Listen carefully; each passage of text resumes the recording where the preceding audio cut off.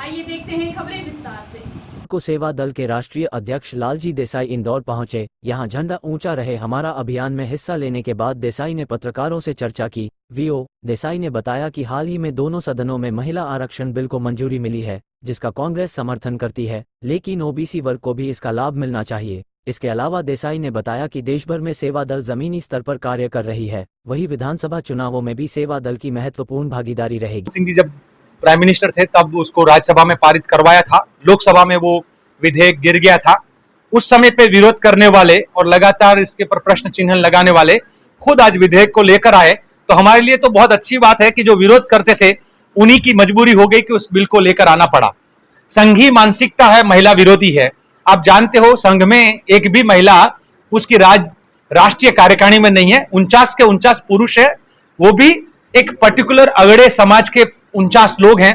पिछड़ों को, आदिवासियों को, दलितों को, अन्य लघुमती को वहां पर कोई भी प्रकार का अवकाश नहीं है।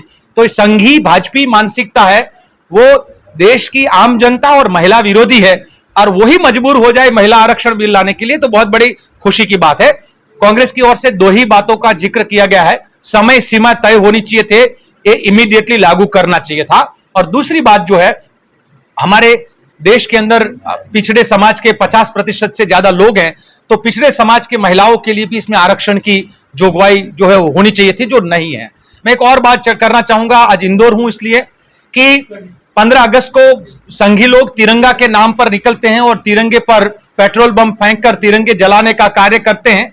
भाजपी लोग, संघी लोग, मैं दोनों को एक ही मानता हूं, अलग नहीं है। वो उसी अपमान को देखकर कांग्रेस के कार्यकर्ता, सेवा दल के कार्यकर्ता का खून खोल गया और उन्होंने कहा कि यही जगह पर हम हमारे तिरंगे को 108 फीट ऊंचाई पर यहां पर फहराएंगे। तो आज यहां पर तिरंगे को फहराने का कार्यक्रम था।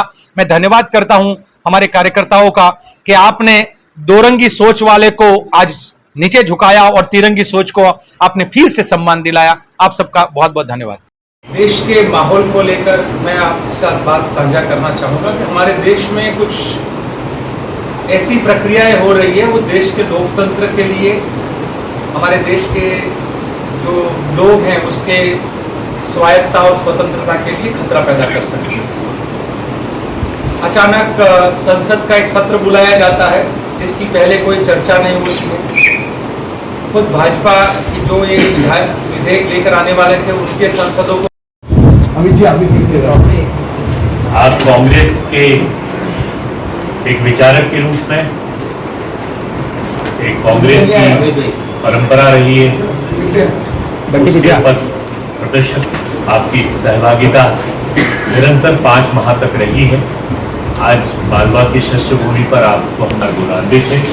आज हमारे साथ कांग्रेस सेवा दल यंग ब्रिगेड के आदरणीय श्री गजानन जी के बीच में हमारे संभागीय प्रवक्ता चौरसिया साहब हैं। वो आप तरीके से तिरंगे को तिरस्कृत किया जा रहा है, जिस तरीके से भावनात्मक लगाव जो होना चाहिए, तिरंगे के प्रति श्रद्धा होना चाहिए, उसके साथ ये बात को दोहराते हैं कि आजादी के पहले कांग्रेस के क्रांतिकारियों ने, विशेषकर सेवा दल के क्रांतिकारी घायल होते रहे, लेकिन उन्होंने अपने स्तर पर से सपेट को, अंग्रेजों ने उनको प्रेतों से मारा है, पीटा है, वे घायल होकर गिरते रहे, लेकिन तिरंगे की आन और बान और शान के खिलाफ उन्होंने स्वीकार नहीं किया।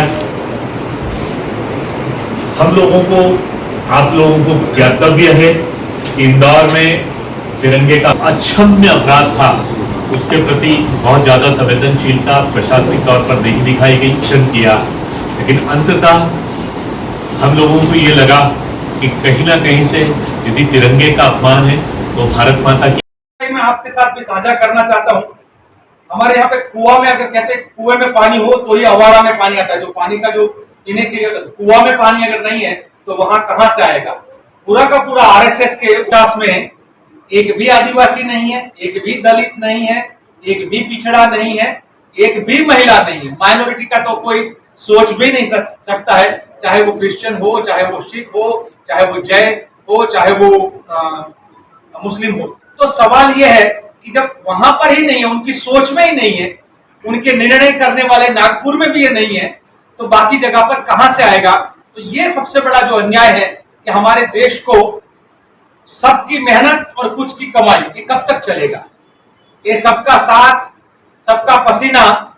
और फिर मोदानी का 2013 में मैंने गुजरात से जिक्र किया था कि अंबानी, अदानी और मोदी जब मिलते हैं तो मोदानी मॉडल ये बनता है, तो देश को लूटने का मॉडल है। तो एक तरफ पूंजीवाद के कप्पर में है, एक तरफ धर्मवाद के चक्कर में है और सह रहे हैं वो हमारे देश के। एक और विधेयक के बारे में देखा होगा कि अदानी के पहले बड़े बड़े गोडाउन बनते हैं हरियाणा में और देश भर में, और फिर उसके बाद कृषि के 3 कानून आते हैं।